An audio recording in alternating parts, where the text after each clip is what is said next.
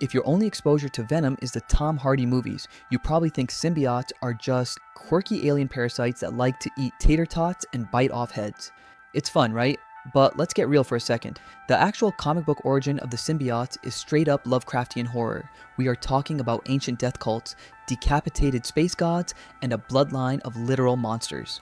Today, we are breaking down the horrific truth behind Venom, Carnage, Toxin, and the terrifying god who created them all. To understand the symbiotes, we have to start at the absolute beginning. I don't mean the 1980s, I mean before the universe even existed. In Venom Volume 4, writer Donny Cates revealed the darkest secret in Marvel history. Before the Big Bang, there was only the Abyss, and ruling that endless, pitch-black void was a god named Knull. When the Celestials, those giant space gods from the Eternals movie, showed up and created light, Knull was furious. Here's the crazy part. Knull reached into his own shadow, pulled out the absolute darkness, and forged a sword. But it wasn't just metal, it was alive. This was the very first symbiote, known as All Black the Necrosword. Knull used it to instantly decapitate a Celestial. If you've seen the Guardians of the Galaxy movies, you know the floating space station called Nowhere? Yeah, that is the severed head of the Celestial that Knull murdered. Knull then used the divine fire inside that severed head to forge an army of living, parasitic shadows to wipe out all life. So, how did we get Venom?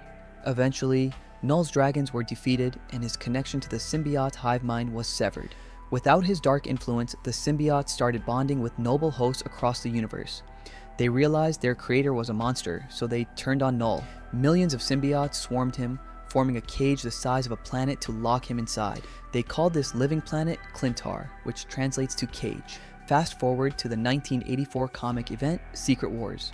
Peter Parker is fighting on an alien world, his suit gets shredded, and he finds a machine he thinks is a fabric fabricator.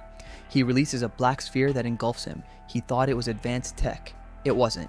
It was a living prisoner from Clintar. When Peter finally rejects the symbiote, because it's hijacking his body, it finds Eddie Brock. But in the comics, the bond isn't a buddy comedy.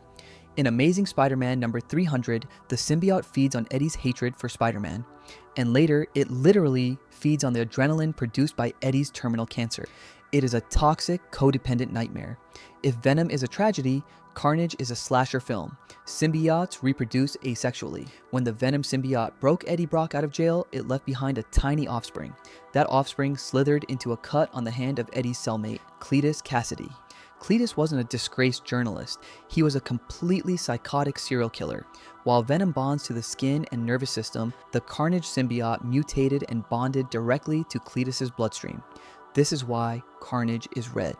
In Amazing Spider-Man number 361, we see the horrific result. Carnage doesn't just wear the suit, he is the suit. He can turn his limbs into axes, knives, and spears.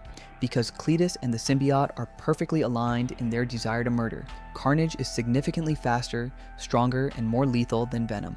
But Carnage eventually had a kid of his own, and it is the most terrifying symbiote of them all, Toxin.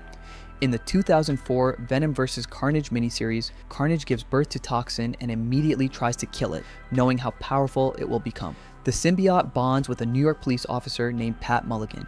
Toxin is the 1000th generation of the symbiote bloodline. In the symbiote world, genetic memory makes every generation wildly stronger than the last. Toxin is completely immune to the symbiote's classic weaknesses. He isn't hurt by sonic frequencies or fire nearly as much.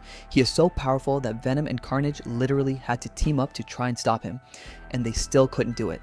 The symbiotes are so much more than alien goo. They are an ancient lineage born from the severed head of a space god. Which of these symbiotes do you think is the most dangerous? Let me know your thoughts in the comments. And if you want to uncover more horrifying Marvel secrets, hit that subscribe button. I'll catch you in the next breakdown.